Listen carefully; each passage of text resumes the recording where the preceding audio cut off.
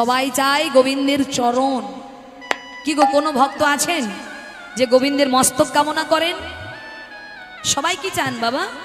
গোবিন্দের চরণ। তা আমার কত সৌভাগ্য, আমি চরণে থাকি আর তুই মাথায় থাকিস। আমি চরণে থেকে গোবিন্দের ধুলি মেখে বেড়াই, কিন্তু তুই তো কোনোদিন গোবিন্দের ধুলি মাখার সুযোগ পাসনি।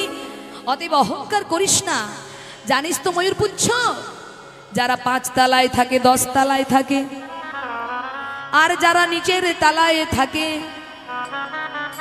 যারা নিচের তলায় থাকে তাদের উপরে না উঠলেও চলবে, কিন্তু উপর তলাতে যারা থাকে তাদের নিচে না নামলে চলবে না। অতএব তুই অহংকার করিস না।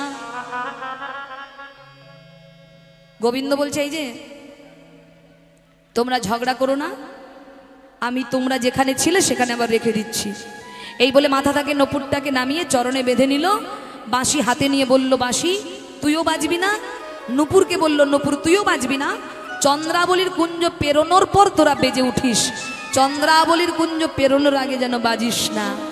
এই বলে গোবিন্দ বাবা চোরের মতো যাচ্ছে, আর যেতে যেতে যখনই চন্দ্রাবলীর কুঞ্জের সামনে পাটা ফেলেছে, চরণ যেই ফেলেছে, অমনি কি হলো মা? রুনু ঝুনু বাজত নূপুর আওল সা। নিতাই গৌর হরি গো। বাজত নূপুর আওল সা। রুনু ঝুনু বাজত নূপুর আওল সা।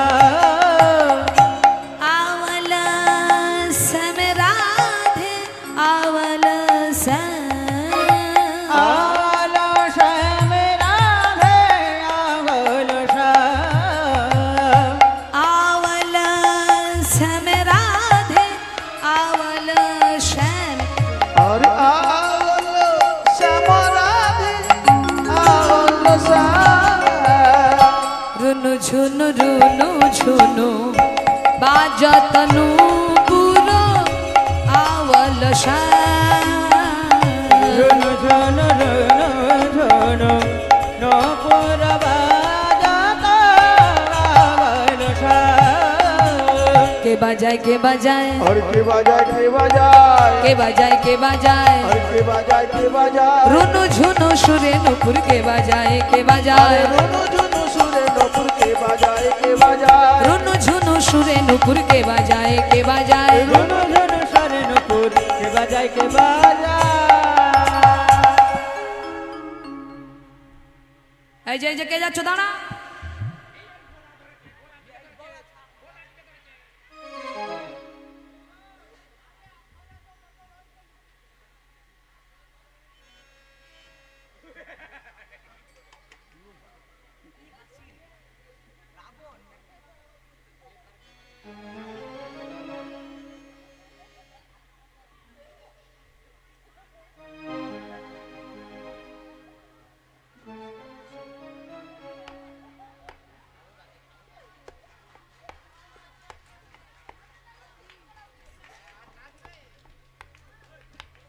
এই যে আমার দিকে তাকাও। এই রাতের বেলায় চুপি চুপি করে যাচ্ছ কোথায়? কোথায় যাচ্ছ? কোথায় যাচ্ছিলে বলো? আজকে তোমায় কি করব জানো? কি করব জানো? কোথায় যাচ্ছিলে? হাসছো কেন? হাসছো কেন? তোমার হাসি পাচ্ছে, আমারও তো হাসি পাচ্ছে না। এই যে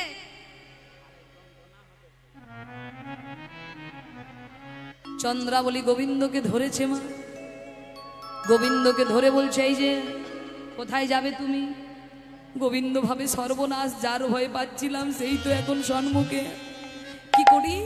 ও মায়েরা, গোবিন্দ তো খুব রসিক, জানে কাকে কিভাবে কথা বললে কার মন জয় করা যায়, গোবিন্দ তো ভালোভাবেই জানে। তাই গোবিন্দ বলছে, ও চন্দ্রা বিশ্বাস করো,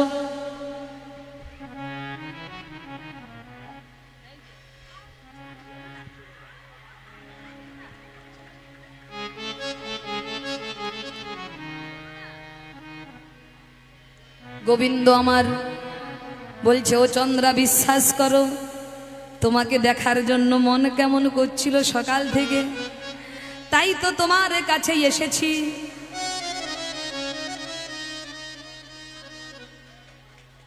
ও চন্দ্রা, তোমাকে দেখার জন্য মন ছটফট করছিল তাই এসেছি। ও চন্দ্রা, চন্দ্রা চন্দ্রা বলি বলি ও আমাকে দেখার জন্য তোমার মন ছটফট করছিল। এই যে আমাকে দেখার জন্য তোমার মন ছটফট করছিল, ছটফট করছিল আমাকে দেখার জন্য। এই যে শোনো, আজ তুমি যতই বলো না কেন, আজ তুমি আমাকে যতই ভোলানোর চেষ্টা করো না কেন, ও গোবিন্দ, গোবিন্দ আমি কি করব জানো, কি করব জানো? এই যে শোনো, আজ আমি তোমাকে কুঞ্জে নিয়ে যাব। এই বলে চন্দ্রাবলী মাগো জোর করে কি করেছে, গোবিন্দের হাতটা ধরেছে।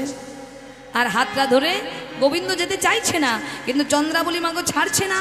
চন্দ্রাবলী কি করেছে, গোবিন্দের হাতটা ধরে হাতেতে ধরিয়া চলিল লইয়া, হাতেতে ধরিয়া চলিল লইয়া, হাতেতে ধরিয়া চলিল লইয়া, হাতেতে ধরিয়া চলিল লইয়া, যেখানে আপন বাস, যেখানে আপন বাস, যেখানে আপন বাস, যেখানে আপন বাস।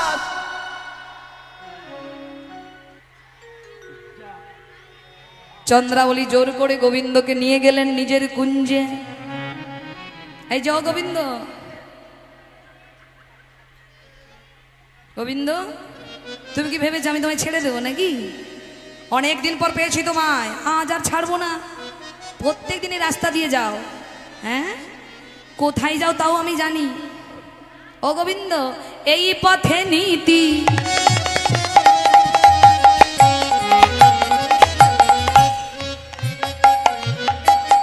তুমি করো গতাগতি,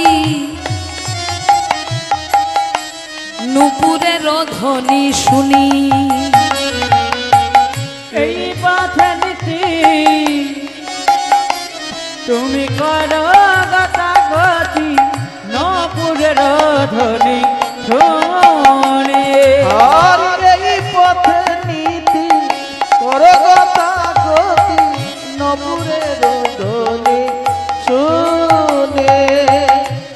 এই যে প্রত্যেক দিন এই রাস্তা দিয়ে যাও, প্রত্যেক দিন তোমার নুপুরের আওয়াজ পাই, কিন্তু ধরবার কোনোদিন সুযোগ পাইনি, আজকে পেয়েছি।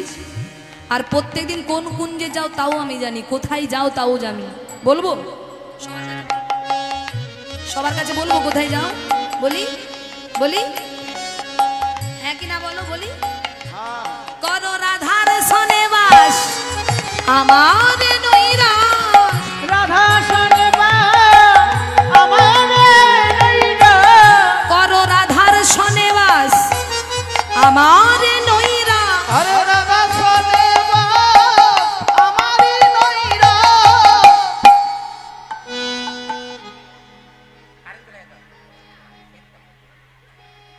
আমি বঞ্চি দেখা কিনি গো, আমি বঞ্চি দেখা কিনি, আমি বঞ্চি দেখাকিনি গো, আমি বঞ্চি দেখাকিনি। বধু তোমাকে ছাড়িয়া নাহি কো দিব, তোমারে ছাড়িয়া নাহি দিব। গোবিন্দ আজকে কিন্তু তোমাকে আমি ছাড়বো না। আজকে কি করব জানো, আমি তোমায় মনের মতো করে সাজাবো। এই বলে বাবা চন্দ্রাবলী জোর করে গোবিন্দকে ধরেছে, আর গোবিন্দকে জোর করে ধরে নিয়ে নিজের কুঞ্জে নিয়ে গেছে। নিজের কুঞ্জে নিয়ে গিয়ে বলে, গোবিন্দ জানি না এমন ভাগ্যই আমার আর হবে কিনা, জানি না তোমার সেবা করার সুযোগ আমি আর পাবো কিনা। ও মা দেখো গোবিন্দ কাঁদবে এবার, দেখো গোবিন্দ এবার কাঁদবে। রাধারানীর কাছে যেতে পারছে না বলে মনটা কিরকম হচ্ছে দেখেছে, মানে আমার কাছে মোটেই থাকবে না। ও গোবিন্দ তুমি যাই বলো না কেন, আজ কিন্তু তোমায় ছাড়বো না। এখানটায় বসো, তুমি এখানটায় বসো। বাবা বাবা বাবা, আমার গোবিন্দ কথা শোনে। তা শোনো, আজ কিন্তু তোমায় ছাড়বো না। এই বলে মা চন্দ্রাবলী কি করেছে, গোবিন্দকে বসিয়েছে, আর বসিয়ে দিয়ে মনে মনে ভাবছে, কোনোদিন তো গোবিন্দ সেবা করার সুযোগ আমার হয় নাই, কিন্তু আজ আমি গোবিন্দের চরণ সেবা করব। এই বলে চন্দ্রাবলী গোবিন্দ সেবা করছেন বাবা। কিভাবে দেখুন, সাজা পরাণ বধূ কাছে পেয়ে সাজাই চন্দ্রাবলী গো, উলুধ্বনি মায়েরা সাজাই চন্দ্রাবলী গো, বন্ধু কাছে পেয়ে সাজাই চন্দ্রাবলী গো, পরাণ বধূ কাছে পেয়ে সাজাই চন্দ্রাবলী গো। শ্যামের বদনে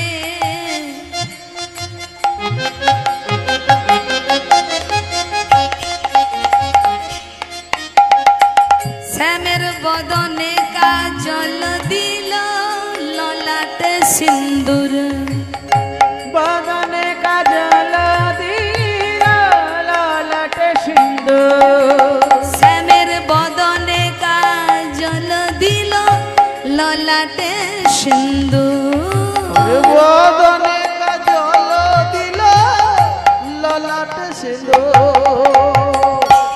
ও বাবা, কাজল কে পরে বাবা? কাজল বাচ্চাদের কপালে পরানো হয় তো, কি গো মা? আর আমরা চোখে কাজল পরি তো, কিন্তু চন্দ্রাবলী কিরকম সাজাচ্ছেন দেখুন, গোবিন্দের চোখে নয়, কপালে নয়, কোথায় কাজল পরিয়েছে বাবা? আরেকবার গাইছি, মন দিয়ে শুনুন। শ্যামের বদনে বদনে, শ্যামের বদনে কাজল দিল, ললাটে সিন্দুর, বদনে কাজল দিল, ললাটে সিন্দুর। ওমা সিঁদুর কারা পরে? সিঁদুর কারা পরে?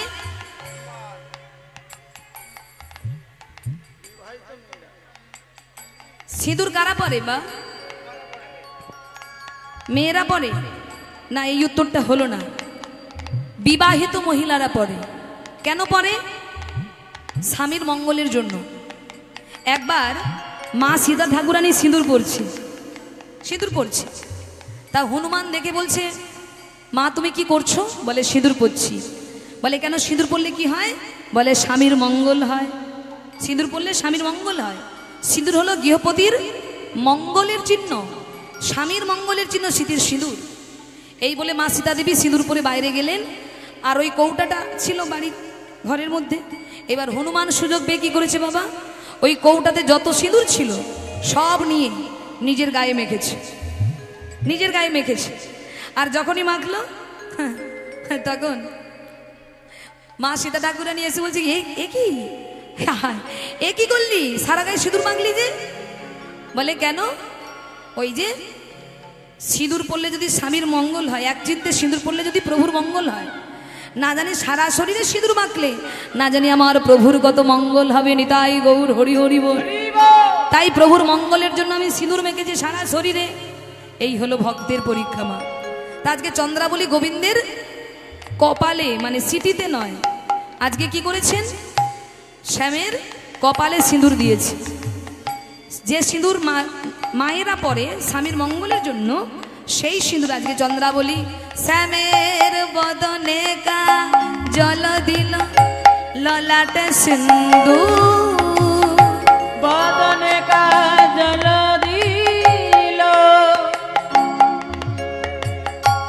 সাজা। নিতাই গৌর হরি বল। সাজা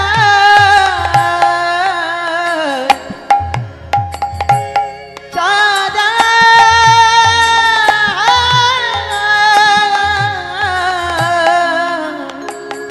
সাজায়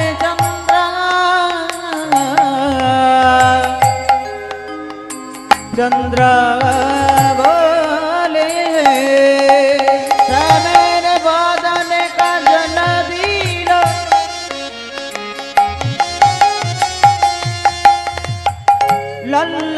সিন্ধু। আর কি করেছে মা, আর কি করলো দেখুন, নীল শাড়ি পরাইল, শাড়ি পরাইল, নীল শাড়ি পরাইল, শাড়ি পরাইল, দেখিতে মধু করণ বন্ধু কাছে পেয়ে সাজাই চন্দ্রাবলী গো। পরাণ বধূ কাছে পেয়ে সাজাই চন্দ্রাবলী গো।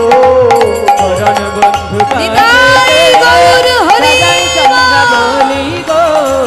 পরাণ বধূ কাছে পেয়ে সাজাই চন্দ্রাবলী। হ্যালো দিদি, নিতাই গৌর হরি। দিদি একটু কৃষ্ণকে এদিকে পাঠান না, কৃষ্ণকে আজকের আপনার মঞ্চের কৃষ্ণকে একটু পাঠান, পুরস্কার আছে। আচ্ছা, কৃষ্ণ গোবিন্দ, এ গোবিন্দ এদিকে এসো, এদিকে এসো, আমার কাছে এসো, এদিকে এসো, এদিকে। দিদির কীর্তনে সন্তুষ্ট হয়ে মাননীয় শঙ্কর বেরা মহাশয় 100 টাকা দিদিকে দিচ্ছে, দিয়ে এসো, দিয়ে এসো। সেই সঙ্গে আজকে যিনি কৃষ্ণের ভূমিকা করলেন ওনাকে, এসো এদিকে, আমার দিকে এসো, এদিকে। ওই শঙ্কর বেরা মহাশয় মদন মোহনপুর গ্রাম নিবাসী এবং রামকৃষ্ণ স্মৃতি সংঘের অন্যতম সদস্য, ওনাকে 50 টাকা দিচ্ছেন। সেই সঙ্গে রামকৃষ্ণ স্মৃতি সংঘ কৃষ্ণের ভূমিকায় সন্তুষ্ট হয়ে 20 টাকা পুরস্কৃত করছেন। নমস্কার। নিতাই গৌর হরি বল। ভক্তমণ্ডলী, না বাবা ওটা তোমার, তুমি রাখো, ওটা তোমার। দিদির পায়ে নমস্কার করে এসো, নমস্কার করে নাও। নিতাই গৌর হরি বল। নমস্কার বললেও তো বুঝতে পারবে না। করে নাও, প্রণাম। বাবু চলে এসো, ও চলে আসবে তো? পাখাটা একটু সোজা করে দাও, ঘুরিয়ে দাও। তা ভক্তমণ্ডলী, ভক্তিমতী মায়েরা চন্দ্রার হাতে বাধা পড়ে গেলেন। কৃষ্ণ চন্দ্রার কাছে বাধা পড়ে গেলেন। বাবা গোবিন্দের যাওয়ার কথা ছিল কোথায়? বাবা গোবিন্দের যাওয়ার কথা ছিল কোথায়? রাধারানীর কুঞ্জে, কিন্তু আটকে পড়লেন কোথায়? চন্দ্রাবলীর কুঞ্জে। আর যাওয়া হলো না। কিন্তু ওদিকে কেশরকুঞ্জে রাধারানী অপেক্ষা করে আছে, কখন আসবে, কখন আসবে, কখন আসবে, কিন্তু এলো না। বাবা এমন সময় রাধারানী কেঁদে উঠলেন। ললিতা, ওরে ললিতা, বিশাখা, ওরে বিশাখা,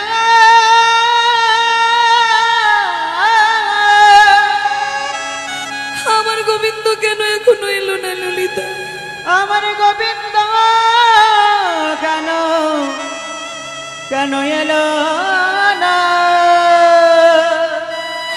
আমার গোবিন্দ কেন আসছে না? ললিতা, ওরে মরমিয়া, মরমিয়া,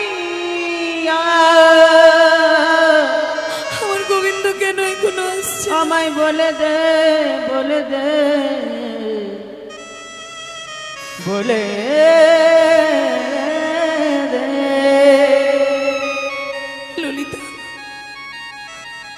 যার জন্য আমি কুঞ্জ সাজালাম, আমার সেই গোবিন্দ কেন এখনো আসছে না? ললিতা, আমার গোবিন্দ কেন এখনো আসছে না? আমার গোবিন্দকে এনে দে ললিতা, আমার গোবিন্দকে এনে দে। রাধারানী কাঁদছেন মাগো, আর এদিকে গোবিন্দ আমার চিন্তা করছেন, আমাকে যে রাধারানীর কাছে যেতেই হবে, নইলে যে আমি যে হেরে যাব, আমি যে কথা দিয়েছি আমাকে যে যেতেই হবে। আমরা বিপদে পড়লে বাবা গোবিন্দকে ডাকি, আর আজকে গোবিন্দ বিপদে পড়েছে, কাকে ডাকছে দেখুন। গোবিন্দ আমার বিপদে পড়ে নিদ্রা দেবীকে স্মরণ করেছে, আর যেই না নিদ্রা দেবীকে স্মরণ করলো, অমনি নিদ্রা দেবী এসে চন্দ্রাবলীর চোখে ভর করলো। আর চন্দ্রাবলী গোবিন্দ চরণ সেবা করতে করতে করতে করতে করতে করতে ঘুমিয়ে পড়লো। আর যেই ঘুমিয়ে পড়লো, অমনি গোবিন্দ বাবা সুযোগ পেয়ে গেল, চন্দ্রাবলীকে ত্যাগ করে রাধারানীর কাছে চলল।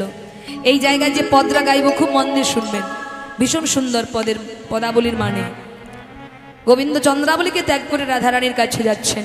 মহাজন কলম দিলেন, কুমোদিনী তেজিয়লি কমল পর ধায়লি, নিতাই গৌর হরি বল। কমল পর ধাওয়ালে, কুমোদিনী তেজিয়লি কমল পর ধায়লি, কুমদিনী তেজিয়লি কমল পর ধাওলি, বায়স নীরবে ফুকাই গো, বায়স নীরবে ফুকায়, বায়স নীরবে ফুকায় গো, বায়স নীরবে ফুকায়, বায়স নীরবে ফুকাই গো, বায়স নীরবে ফুকায়, বায়স নীরবে ফুকাই গো, বায়স নীরবে ফুকাই।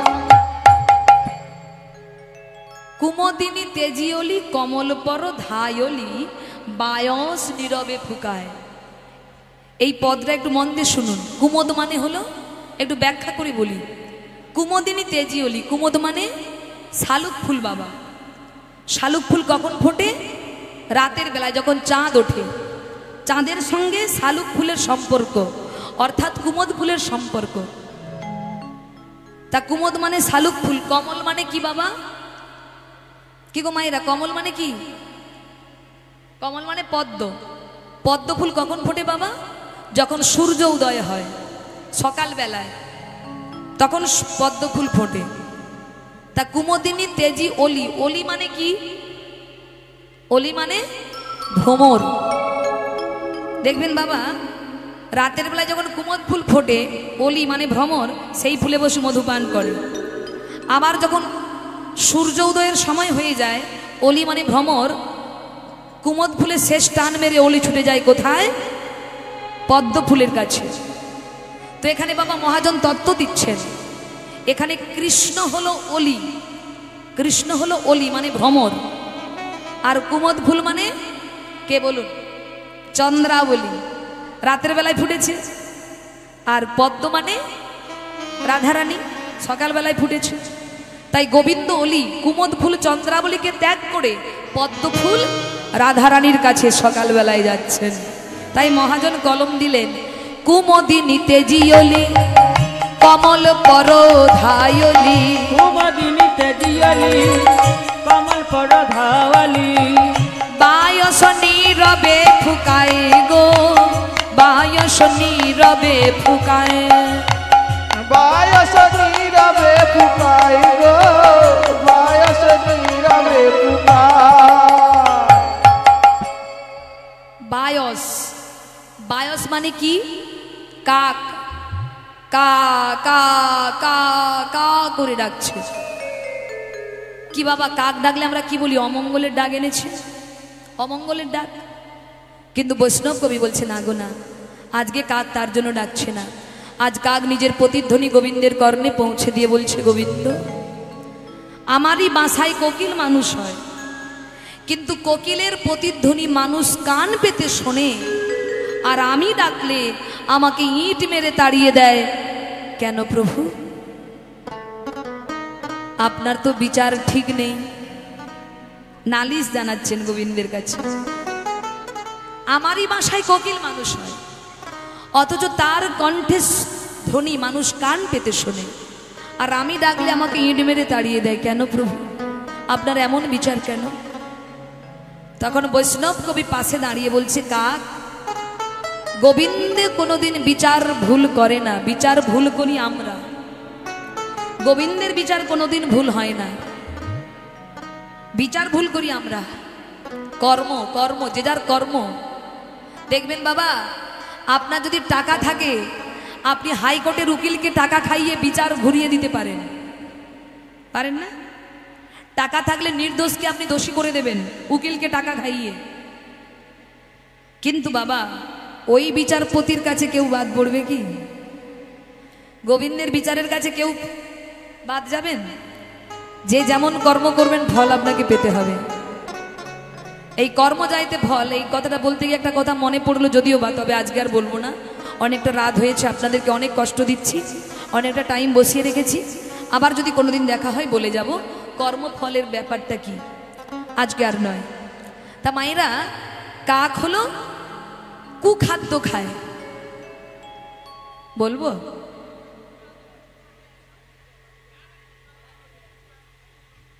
বলি? সবাই এর একমত? সবাই ভাবছি সারা রাত গাইবো, খেচুড়ি খেতে দেব না। নিতাই গৌর হরি হরি বল। ও মা, কে কে খেচুড়ি খাবেন না হাত তুলুন। ওই 3-4 জন খাবে। নিতাই গৌর হরি হরি বল। আচ্ছা ঠিক আছে, একটু বলে যাই মায়েরা, ছোট্ট করে একটু বলছি শুনুন। কর্মফল আপনি সবার চোখে ফাঁকি দিতে পারবেন, কিন্তু গোবিন্দের চোখে ফাঁকি নয়। দুই বন্ধু বাবা, দুজনের মধ্যে এত বন্ধুত্ব, এত বন্ধুত্ব, এত বন্ধুত্ব, কেউ কাউকে ছাড়া থাকতে পারে না। একদিন কি ঘটল জানেন? দুই বন্ধুর মধ্যে এক বন্ধু সরকারি চাকরি পেয়ে গেল, দেশের সৈনিক হয়েছে, কিন্তু তাদের বন্ধুত্ব ছাড়াছাড়ি হয়ে যায়নি। তা যিনি সরকারি চাকরি পেলেন তার নাম নবীন। তার নবীন তাপসকে বলছে, তাপস তুই তো পড়াশোনা অনেক দূর করেছিস, চাকরি বাকরি পেলি না, তুই একটা ব্যবসা কর। এই বলে নবীন কি করেছে, তাকে পরামর্শ দিচ্ছে, তাপসকে তুই ব্যবসা কর। তা তাপস বলছে, ভাই ব্যবসা করতে গেলে যে অনেক টাকা লাগবে, টাকা পাবো কোথায়? নবীন বলে, তোর বন্ধু থাকতে তোর অসুবিধা কোথায়, আমি তোকে সহযোগিতা করব, তুই ব্যবসা কর। কি ঘটবে দেখুন মায়েরা, নবীনের সহযোগিতায় তাপস বাবা ব্যবসা করলো। বলে, যেদিন তোর ব্যবসায় উন্নতি হবে সেদিন আমার টাকা তুই ফিরিয়ে দিস। তার নবীনের টাকায় তাপস ব্যবসা করে খুব উন্নতি হলো, ব্যবসায় খুব লাভ হলো, অনেক টাকার মালিক হলো। একদিন হঠাৎ তাপসের কানে খবর এলো, নবীন দেশের হয়ে যুদ্ধ করতে গিয়ে মারা গেছে। নিতাই গৌর হরি বল। ও বাবা, মারা গেছে। আর যেই না মৃত্যু সংবাদ তাপসের কানে এলো, তাপসের কি আনন্দ বাবা! কেন আনন্দ? টাকাটা আর ফেরত দিতে হবে না, এত লক্ষ লক্ষ টাকা ফেরত দিতে হবে না, কি মজা, কি মজা। কিন্তু বাবা, আপনি ছেড়ে পালাবেন কোথায়? তোমার কর্ম তোমাকেই ভোগ করতে হবে। দেখুন, তাপসের আরো উন্নতি হচ্ছে, দিন দিন অনেক উন্নতি। একদিন একটি সুপাত্রীর সঙ্গে বিবাহ হয়েছে, খুব দেখতে ভালো একজন রমণীর সঙ্গে বিবাহ হয়েছে। টাকা বেশি থাকলে ভালো পাত্রীও পাবেন, দেখতে সুন্দর। এইবার বাবা, যখন বিবাহ হলো, বিয়ের ঠিক 1 বছর পর তাপসের ঘরে একটি ফুটফুটে পুত্র সন্তান এলো। আরো আনন্দ, আরো আনন্দ। এইবার দেখুন, সেই ছেলেটা একমাত্র ছেলে, একটু একটু হয়ে বড় হচ্ছে। বড় হতে হতে যখন ঠিক 18 বছর বয়স হয়েছে, যুবক, পূর্ণ যুবক, ঠিক সেই সময় ওই ছেলেটার মধ্যে এমন একটি ব্যাধি ধরা পড়লো, এমন একটি রোগ ধরা পড়লো বাবা। কত ডাক্তার দেখালেন, কেউ তার রোগ ধরতে পারছে না। ছেলেটা দিন দিন মৃত্যুর কোলে ঢলে পড়ছে। দেশ ছেড়ে বিদেশের ডাক্তারের কাছে নিয়ে যাওয়া হলো, কত লক্ষ লক্ষ টাকা খরচা করছে, যা জায়গা সম্পত্তি ছিল সব বিক্রি করলো, কিন্তু ছেলেকে বাঁচাতে পারেনি। এতদিন রোজগার করে যা কেনাকাটা করেছিল, ঘর বাড়ি বানিয়েছিল, জায়গা সম্পত্তি করেছিল, ওই ছেলের চিকিৎসা করাতে বাবা সব তার বিক্রি হয়ে গেল, পথের ভিখারি হয়ে গেল, কিন্তু ছেলেকে বাঁচাতে পারল না। একদিন কি ঘটলো, ছেলের মৃত্যু যখন হয়ে গেল, ওই তাপস কি করেছে, ছেলের দাহ কার্য করে গঙ্গার তীরে বসে বসে কাঁদছে, ঠাকুর আমি কি পাপ করেছি ঠাকুর, এত বড় কঠিন সাজা কেন তুমি আমায় দিলে, আমায় পথের ভিখারি করে দিলে, আমার ছেলেকে কেড়ে নিলে, আমি কি ভুল করেছি। ঠিক ওই সময় একজন জ্যোতিষ, যিনি ভূত ভবিষ্যৎ বর্তমান আপনাকে দেখলেই বলে দেবে, তাপসকে দেখে ওই জ্যোতিষ খিলখিল করে হাসছে। তাপস বলছে, আপনি কি মানুষ? আমি পুত্র হারা পিতা, আমি পথের ভিখারি হয়ে কাঁদছি, আর আপনি আমাকে দেখে খিলখিল করে হাসছেন। আপনি কি মানুষ? আপনার কি বিবেক নেই? তখন ওই জ্যোতিষ বলে উঠলেন, তাপস যেদিন তোমার বন্ধু মারা গিয়েছিল সেদিন তুমি কতটা হেসেছিলে, যেদিন তোমার বন্ধুর মৃত্যু সংবাদ তুমি পেয়েছিলে সেদিন তুমি কতটা খিলখিল করে হেসেছিলে। আরে বাবা, যে বন্ধু তোমার বিপদে এত সহযোগিতা করলো, যে বন্ধু তোমার তার সর্বস্ব দিয়ে তোমাকে দাঁড় করালো, আর তার মৃত্যুতে তুমি এক বিন্দু চোখের জল না ফেলে, তার সাধ্যক্রিয়া না করে, তার পিছনে 2 টাকা খরচা না করে তুমি সব ভোগ করবে ভেবেছো? শোনো, তোমার সেই বন্ধু তোমার পুত্র হয়ে তোমার ঘরে এসেছিল, আর এসে সে যা দিয়েছিল তার শতগুণ তোমার ঘর থেকে সে বের করে নিয়ে আবার চলে গেল। নিতাই গৌর হরি হরি বল। সবার চোখে ফাঁকি দেবেন, আজ না হোক কাল কর্মফল আপনাকেই ভোগ করতে হবে। দেখবেন বাবা, অনেক ছেলে আছে দোকানে খেয়ে নেবে পেট ভরে, এই মেলা পার্বণ হয় যে দোকানে পেট ভরে খেয়ে নেবে, খেয়ে পয়সা না দিয়ে চলে আসে, এসে বন্ধুর কাছে বড় মুখ করে বলে, যা আজকে দোকানে গিয়ে যা ঠকিয়েছি না, হ্যাঁ 5 প্লেট ঘুগনি খেয়েছি, পয়সা দিতে হয়নি, দোকানদার বুঝতেই পারলো না, চলে এলাম। খবরদার, এরকম ভুল কোনোদিনও করবেন না। তুমি 10 টাকা বাঁচানোর জন্য কত 10,000 বেরিয়ে যাবে, কোন দিক দিয়ে গোবিন্দ নেবে আপনি বুঝতেও পারবেন না বাবা। আপনি যদি কারো কাছ থেকে ধার করেন অবশ্যই তার ঋণ শোধ করবেন। আপনি যদি বলেন যার কাছ থেকে ধার নিয়েছি সে তো মারা গেছে, কেউ জানে না, সে জানতো আর আমি জানতাম, বলে তার বাড়িতে যদি কেউ থাকে তার হাতে তুলে দেবেন, তার বাড়িতে যদি কেউ থাকে তার হাতে দেবেন। আমি ধরে নিলাম তার কেউ নেই দিনগুলো, তাহলে ওই টাকাটা কি করবেন? আপনি যে ধার করেছেন তার কাছ থেকে, ঋণী হয়ে আছেন, ওই টাকাটা কি করবেন? এই যে আপনাদের গ্রামে মহোৎসব হচ্ছে, এই মহোৎসবে দিয়ে দিন, ভক্ত সেবায় লাগিয়ে দিন, গোবিন্দ সেবায় লাগিয়ে দিন, তাহলে আর আপনার হারানোর ভয় থাকবে না। নিতাই গৌর হরি হরি বল। কোনো মহৎ কাজে লাগিয়ে দেবেন, কারণ কাউকে ঠকিয়ে, কাউকে ঠকালে নিজেকে ঠকতে হয়। ভগবানের বিচারে কেউ বাদ যাবে না, কেউ না, কেউ না, কেউ না। নিতাই গৌর হরি হরি বল।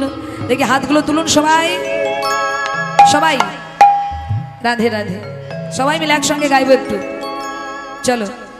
দিন তোর আনন্দে যাবে ভজলে গুরু নাম, জপ গুরু নাম, গুরু মাতা গুরু পিতা গুরু ভগবান।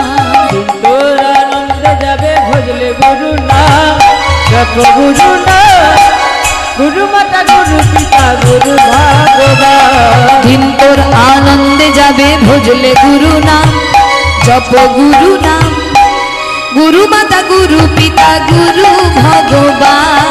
তোর আনন্দে যাবে ভজলে গুরু নাম, জপ গুরু নাম, গুরু মাতা গুরু পিতা গুরু ভগবান। সবাই মিলে দুটি বাহু তুলে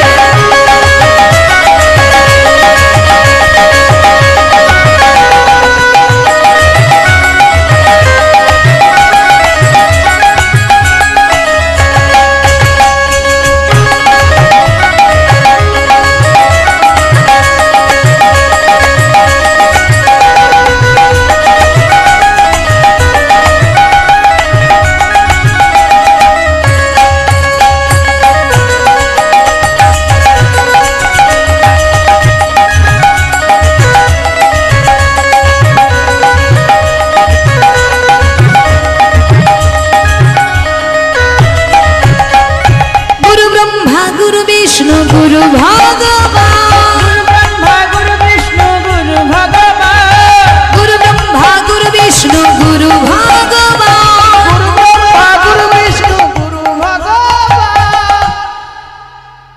জগৎ গুরু শ্রীকৃষ্ণ সর্বশক্তিমান, জগৎ গুরু শ্রীকৃষ্ণ সর্বশক্তিমান, জগৎ গুরু শ্রীকৃষ্ণ সর্বশক্তিমান। জগদ্গুরু শ্রীকৃষ্ণ সর্বশক্তিমান। দিন তোর আনন্দে যাবে ভজলে গুরু নাম, জপ গুরু নাম, গুরু মাতা গুরু পিতা গুরু ভগবান। তোর আনন্দে যাবে ভজলে গুরু নাম, জপ গুরু নাম, গুরু মাতা গুরু পিতা গুরু ভগবান। গুরু মাতা গুরু পিতা গুরু ভগবান। নিতাই গৌর হরি মাতা গুরু পিতা গুরু ভগবান। গুরু মাতা গুরু পিতা গুরু ভগবান। জয় জয় শ্রী গুরু মহারাজ কি। जय जय श्री गुरु महाराज की, जय जय श्री गुरु महाराज की। ভক্তমণ্ডলী, আপনাদের জীবনটাকে সুন্দর করতে গেলে সদ্গুরু চরণ আশ্রয় করে নাও, তাহলে তোমার জীবনটা, তোমার আত্মার ঊর্ধ্বগতি হবে। তা আজকে দেখুন, আজকে কি করলেন, গোবিন্দ আমার চন্দ্রাবলীকে ত্যাগ করে রাধারানীর কুঞ্জে চললেন। কুমোদিনী তেজিওলি কমল পরধায়লি বায়স নীরবে ফুকায়, চন্দনে চরচিত সবহু কলে বড় নীল বসন পরিধান। সারা গায়ে চন্দন মাখা, নীল শাড়ি পরা, সিঁদুর পরা, কালি মাখা গালে গোবিন্দ আমার চলেছে রাধারানীর কুঞ্জে। সব এলোমেলো সাজ। গোবিন্দের লক্ষ্য নেই তিনি কোন রূপে আছেন, কোন সাজে আছেন, তার লক্ষ্য যেতে হবে রাধারানীর কাছে। তাই যখনই গোবিন্দ আমার দ্রুত বেগে চলেছেন, এদিকে কুঞ্জের দ্বারে দাঁড়িয়ে রয়েছে ললিতা। কি গো, ওইদিকে কে আসছে নাকি? কুঞ্জের দ্বারে দাঁড়িয়ে রয়েছে ললিতা সখী। খুব রেগে আছে বাবা ললিতা। আসুক আজ কৃষ্ণ।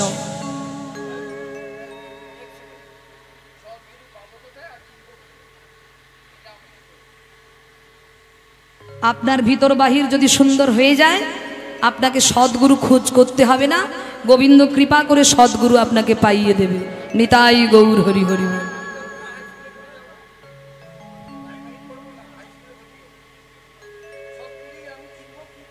সদ্গুরু আপনি কি করে চিনবেন?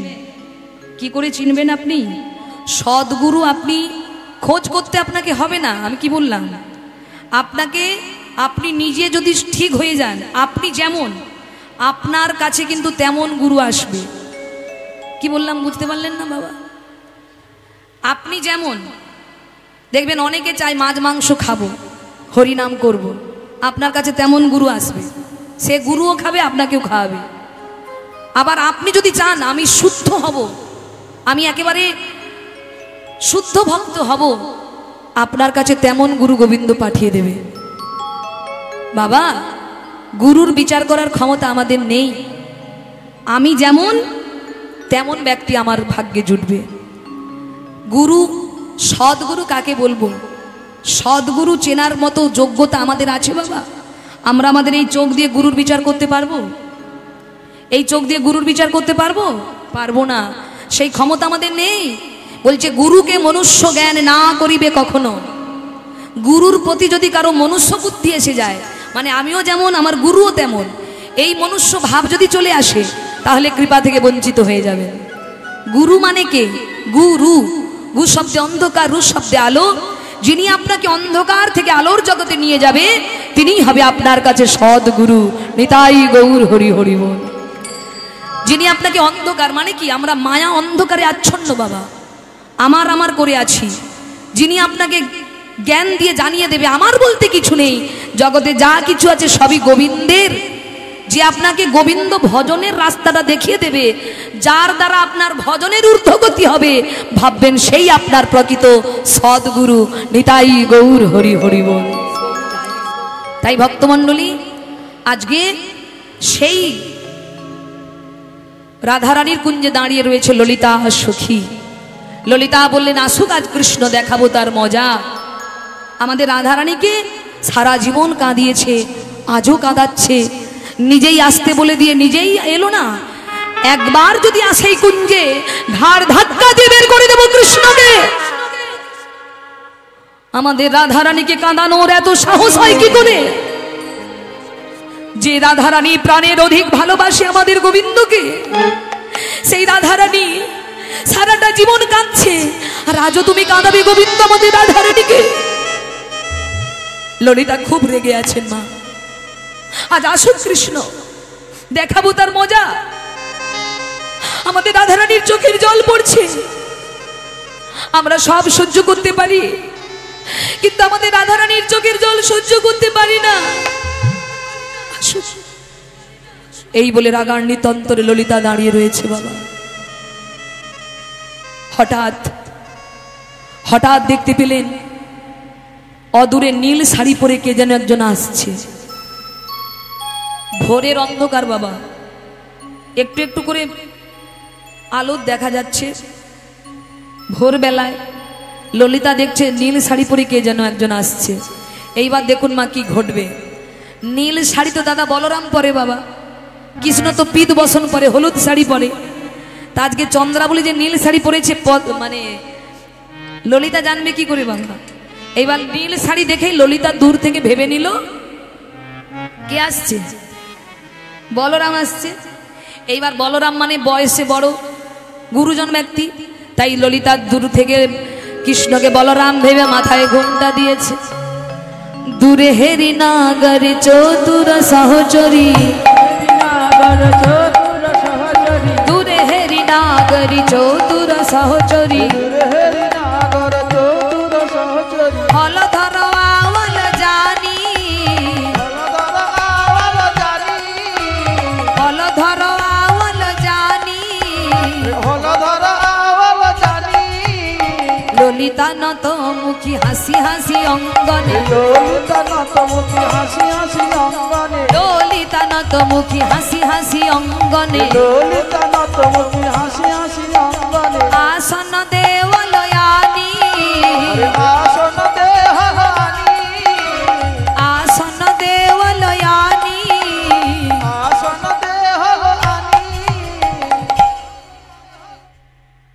কি গাইলাম কিছু বুঝতে পারলেন না? এবার একটু ভেঙে বলি, বুঝিয়ে বলি। দূরে হেরি নাগর চতুর সহচরী, দূরে হেরি নাগর মানে দূর থেকে দর্শন করলেন নাগরকে, মানে কাকে? গোবিন্দকে। দূরে হেরি নাগর চতুর সহচরী, চতুর সহচরী কে? ললিতা। দূরে হেরি নাগর চতুর সহচরী, হলধর আওল জানি। হলধর কে বাবা? বলরামের আর এক নাম হলো বাবা হলধর। হলধর আওল জানি। ললিতা ভাবলুন দাদা এসেছে, বলরাম দাদা।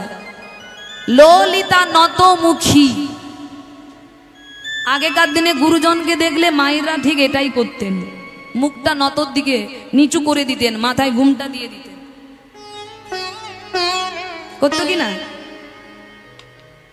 ললিতা নতমুখী হাসি হাসি অঙ্গনে, মৃদু মৃদু হাসছে, মুখটা হাসি।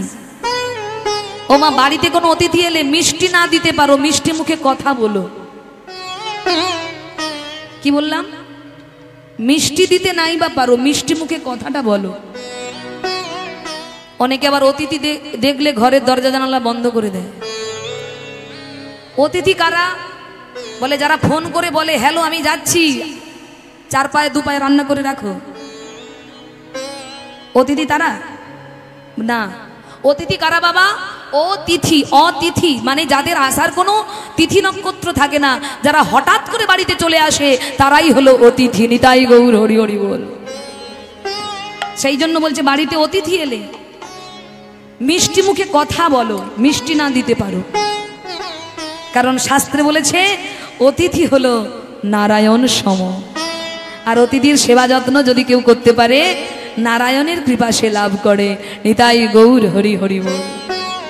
তাই বাবা আজকে ললিতা দাদা বলরামকে দেখে মাথায় ঘুমটা দিয়ে আসন পেতে দিয়ে বলে আসুন আসুন বসুন বসুন। যেই না আসন পেতে দিয়ে আসুন আসুন বসুন বসুন বলেছে, অমনি গোবিন্দ চিন্তা করে সর্বনাশ, ব্যাপারটা কি ঘটলো। গোবিন্দের মনে বাবা একটা কৌতূহল জাগছে। আচ্ছা আপনারা বিচার করে বলুন বাবা, আজকে ধরুন সন্ধ্যে 7টায় আমার আসর দেওয়ার কথা, তো আজকে আমি সন্ধ্যে 7টায় না এসে যদি আগামীকাল সকাল 7টায় আসি, আজকে আসাতে কমিটির দাদারা যেভাবে যত্ন করেছে, আমি যদি আজকে না এসে কাল সকাল 7টায় আসতাম, কমিটির দাদারা কি বলতো, দিদি ভাই আসুন চা খাবেন? চা করবে কিন্তু মাথায় ঢালবে, ঢালবে না মা? অপমান করবে না? তিরস্কার করবে না? মহিলা কীর্তনিয়া বলে একটু কম শাস্তি হবে, আর এদের অবস্থা তো মারাত্মক করবে। কি মায়েরা আপনারা ছেড়ে দেবেন আমাদেরকে? সত্যি করে বলুন, ছাড়বেন? কি করবেন? ধরে মারবেন নাকি? আদর করবেন? আদর করবেন? মোটেই না। সে মুখের যে কথা বাড়াবে আপনাদের, সেটা আর বলার দরকার নাই। স্বাভাবিক, এটাই হওয়া উচিত, এটাই হওয়া উচিত বাবা। যারা কথা দিয়ে কথার দাম রাখে না, তাদের মান অপমানটাই, তাদের অপমানটাই ভাগ্যে থাকা উচিত। তাহলে গোবিন্দ ভাবছে অপরাধ তো আমি করেছি, ভুল তো আমার হয়েছে, আসার কথা ছিল রাত্রিবেলায়, এসেছি সকালবেলায়, তাতে আমাকে গালিগালা করবে, অপমান করবে, তিরস্কার করবে, তা না করে বলে কিনা আসুন আসুন, বসুন বসুন। ব্যাপার তো কিছু একটা গোলমাল আছে। ভাব দেখে মনে হয় যত্নের পরিণতি ভালো হবে না। তো বাবা কৃষ্ণ অত সতর বোঝে না, বসতে যখন বলেছে বসেই পড়েছে। এইবার কৃষ্ণকে বলরাম মনে করে ললিতা জিজ্ঞাসা করছে। মুখের দিকে তো মোটেই তাকাচ্ছে না, কারণ দাদা জানে তো, দাদা মুখের দিকে তাকাচ্ছে না, মাথায় ঘুমটা, এক হাত ঘুমটা দিয়ে কৃষ্ণকে বলরাম মনে করে বলে, রোহিণী কমঙ্গল পুছত হি সুন্দরী, রোহিণী কমঙ্গল পুছত হি সুন্দরী, ললিতা সখী করে আরে, ললিতা সখী করে আরে, ললিতা সখী করে আরে, ললিতা সখী করে আরে।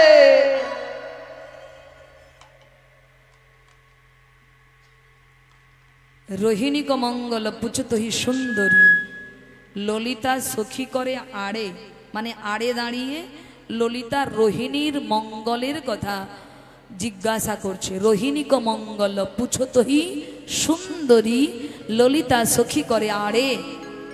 রোহিণী মানে কে বাবা? রোহিণী মানে হলো বলরামের মা।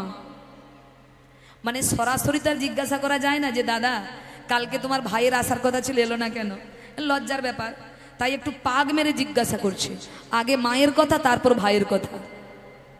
আগে কার কথা জিজ্ঞাসা করছে? দাদা, ও দাদা আপনার মা কেমন আছে? রোহিণী মা কেমন আছে? রোহিণী কমঙ্গল পুছত হি সুন্দরী। যেই না বলেছে রোহিণী মা কেমন আছে, কৃষ্ণ ভাবে ও তার জন্য এত যত্ন, আমাকে ভেবেছে আমি বলরাম, তাই এত যত্ন। তখন গোবিন্দ বলছে, এই যে রোহিণী কমঙ্গল পুছত হি সুন্দরী, সে হও অমুজ জেঠু, রাম অনুজ হাম প্রাতরে আইনু। এই যে তুহা সঙ্গে করাইতে ভেদ, আমি হলাম রাম অনুজ, রাম অনুজ হাম মানে আমি হলাম রাম, মানে কে? বলরাম। রাম অনুজ হাম মানে বলরামের অনুজ, মানে ছোট ভাই আমি, হাম মানে আমি। প্রাতরে আইনু, প্রাতরে মানে সকালে, আইনু মানে আসিনু, তুহা সঙ্গে করাইতে ভেদ, তুহা সঙ্গে মানে তোমার সঙ্গে, করাইতে মানে করতে, ভেদ মানে সাক্ষাৎ। রামনুজ হাম প্রাতরে আইনু, রামনুজ হাম প্রাতরে আইনু, তুহা সঙ্গে করাইতে ভেদ, তুহা সঙ্গে করাইতে ভেদ।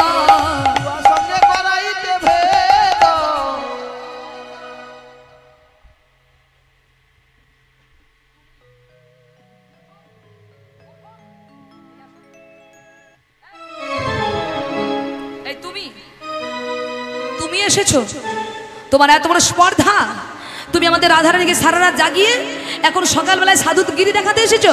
এই যে কাল রাত্রে কোথায় ছিলে বলো, কাল রাত্রে কোথায় ছিলে বলো?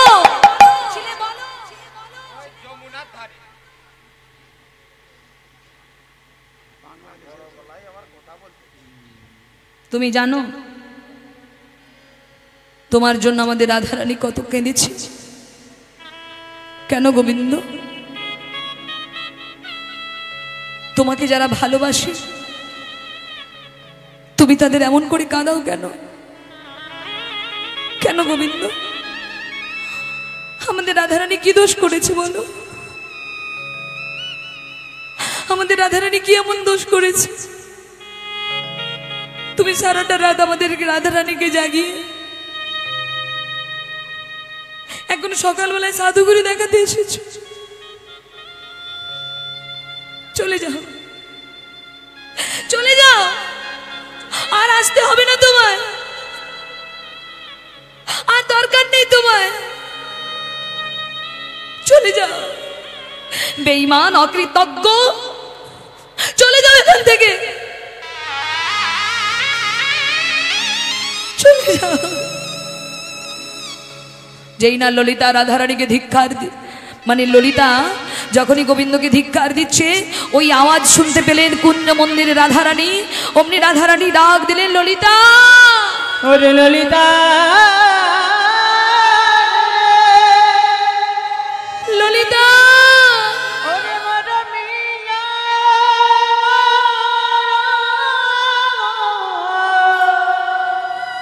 ললিতা, মারামিয়া,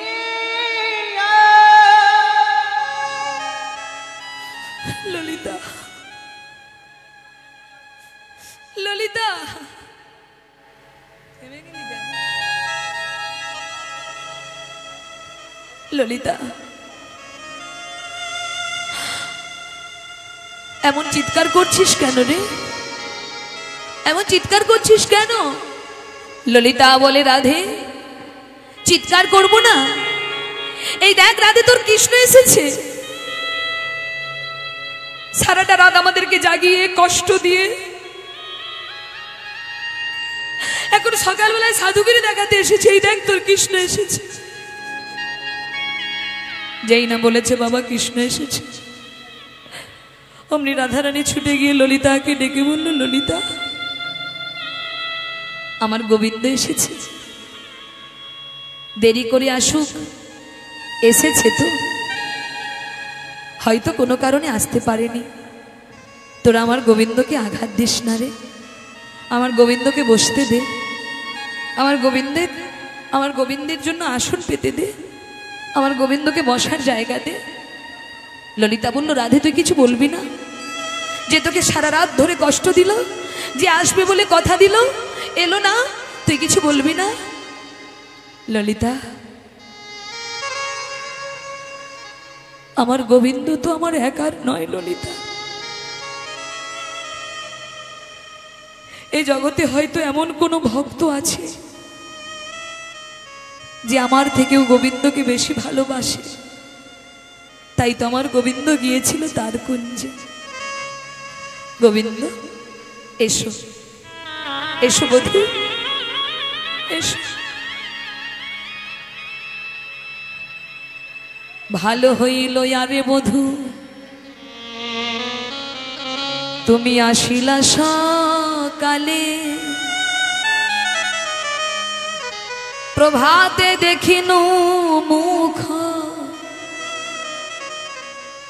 আমার দিন যাবে ভালে। ভক্তমণ্ডলী, ভালো হইল আরে বধূ আসিলা সকালে, প্রভাতে দেখিনু মুখ, দিন যাবে ভালে। আচ্ছা বলুন তো বাবা, প্রভাত আগে না সকাল আগে? বাবা, প্রভাত আগে না সকাল আগে? মা, এই তোরা বল, প্রভাত আগে হয় না সকাল আগে হয়? প্রভাত। কিন্তু পদাবলিতে বাবা লিখেছেন দেখুন, ভালো হইল আরে বধূ আসিলা সকালে, প্রথমে সকাল, প্রভাতে দেখিনু মুখ, আমার দিন যাবে ভালে। তাহলে কি পদকর্তা ভুল লিখলো? বললো না, এর মধ্যে তত্ত্ব আছে। ভালো হইল আরে বধূ আসিলা সকালে, বধূ, বধূ মানে বন্ধু, বয় চন্দ্রবিন্দু ধয় হস্য, বধূ, বধূ মানে বন্ধু পুরুষ, আর বধয় দীর্ঘ, বধূ মানে স্ত্রীলিঙ্গ। হ্যাঁ, তাহলে ভালো হইল আরে বধূ আসিলা সকালে, তুমি এসেছো সকাল বেলায়, কিন্তু প্রভাতে দেখিনু মুখ, দিন যাবে ভালে। কোন প্রভাত? মহাজন বললেন, এই যৌবন প্রভাত কালে, কুসঙ্গ করিবার আগে, যদি কেউ আমার গোবিন্দ বদন দর্শন করে তারি হো জনম ভালোই যাবে। নিতাই গৌর হরি বল।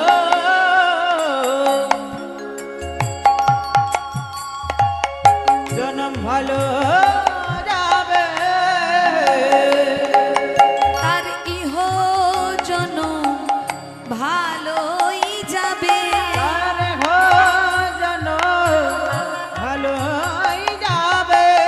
প্রভাত কালে যে জন গোবিন্দ দর্শন করে ভালো যাবে। প্রভাতে দেবা গোবিন্দ দর্শন করে ইহ জন ভালো যাবে। তাই বধূ এসো ভালো হইল আরে বধূ আসিলা সকালে প্রভাতে দেখিনু মুখ আমার দিনই যাবে ভালে। সখীগণ বলল রাধে সব মান অভিমান দূরে ঠেলে দিয়ে তোরা আজকে যুগলে দাঁড়া। আজ এই কেশর কুঞ্জে আমরা তোদের যুগল দর্শন করি। তাই রাধারানী আমার গোবিন্দর পাশে দাঁড়ালেন। ভক্তমণ্ডলী আজ এখানে আমরা কেশর কুঞ্জে রাধা গোবিন্দের মিলন সমাপ্ত করব। আজকে রাধারানী আমার গোবিন্দকে কাছে পেয়ে গোবিন্দকে বললেন বধূ বধূ কি আরো বলিব আমি কি আরো বলিব আমি বধূ কি আর বলিব আমি কি আর বলিব আমি আমার জীবনে মরণে জনমে জনমে প্রাণনাথ হইও তুমি। আমার জীবনে মরণে জন্মে জন্মে প্রাণনাথ হইও তুমি। আমার জীবনে মরণে জনমে জনমে প্রাণনাথ হইও তুমি। জীবনে মরণে জনমে জনমে প্রাণনাথ হইল তুমি। বধূ কি আর বলিব আমি হরি কি আর বলিব আমি বধূ কি আর বলিব আমি কি আর বলিব আমি বধূ তুমি ছাড়াই আমার আর কেহ নাই তুমি ছাড়াই আমার আর কেহ নাই তুমি ছাড়াই আমার আর কেহ নাই তুমি ছাড়াই আমার আর কেহ নাই। বধূ তুমি আমার জীবন মরণ তুমি ছাড়াই আমার আর কেহ নাই তুমি আমার জীবন মরণ তুমি ছাড়াই আমার আর কেহ নাই। সখীগণ বলল বেশ পরে আবার কথা হবে, এখন তোরা যুগলে দাঁড়া আমরা যুগল দর্শন করি। তাই ভক্তমণ্ডলী আসুন আজ আমরাও যুগল দর্শন করে খেচুড়ি প্রসাদ সেবা করে যে যার গৃহ প্রাঙ্গণে ফিরে যায়নি। তাই গৌর হরি হরি বল।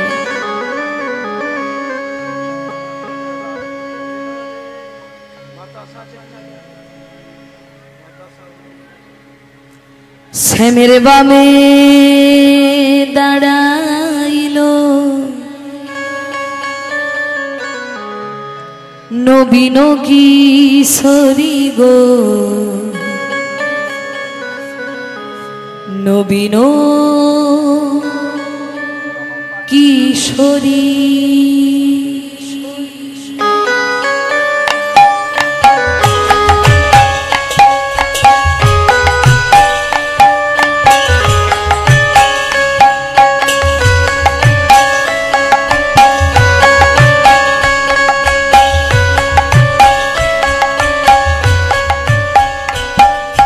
শ্যামের বামে শ্যামের বামে শ্যামের বামে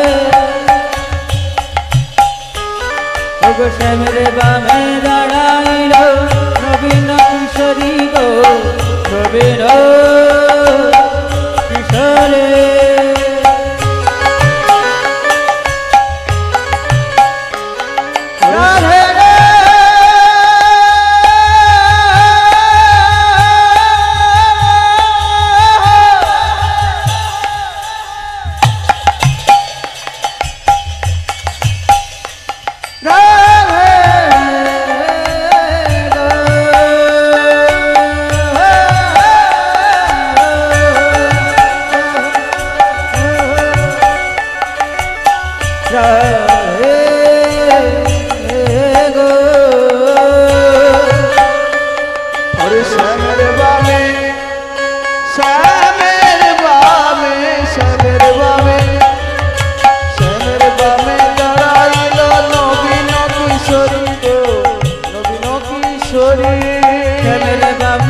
নিচে নামুন, সবাই নিচে নামুন।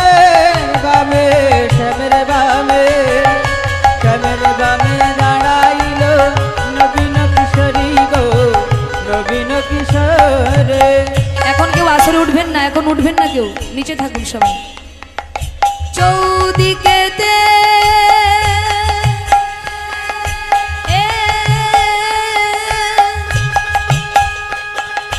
সখীগণ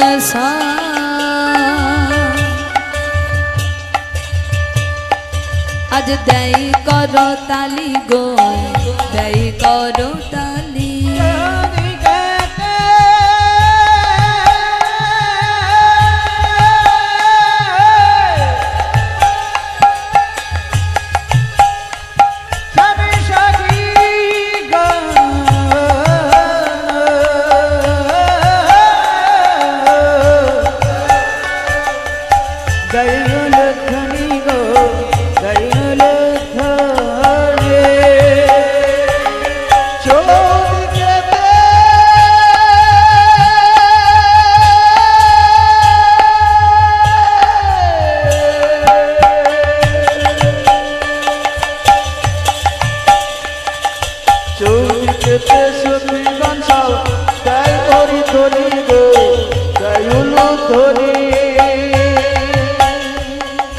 শ্যামের বামে শ্যামের বামে শ্যামের বামে শ্যামের বামে দাঁড়াইল নবীন কিশোরী গো নবীন কিশোরী। ওগো শ্যামের বামে দাঁড়াইল নবীন কিশোরী গো নবীন কিশোরে। শ্যামের বামে দাঁড়াইল নবীন কিশোরী গো নবীন কিশোরী।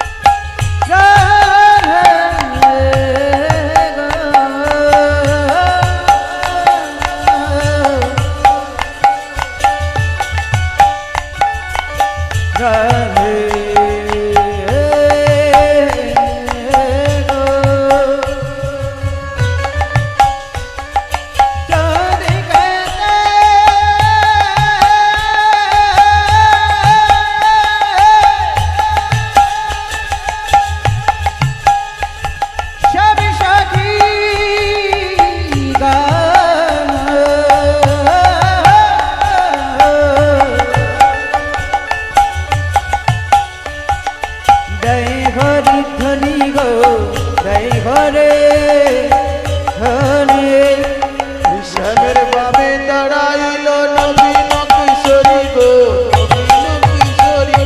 শ্যামের বামে দাঁড়াইল নবীন কিশোরী গো নবীন কিশোরে। শ্যামের বামে দাঁড়াইল নবীন কিশোরী গো নবীন কিশোরে। শ্যামের বামে দাঁড়াইল নবীন কিশোরী গো নবীন কিশোরে। জয় রাধে রাধা গোবিন্দ জয় জয় রাধে রাধা গোবিন্দ জয় জয় রাধে রাধে গোবিন্দ জয় জয় রাধে রাধা গোবিন্দ জয় জয়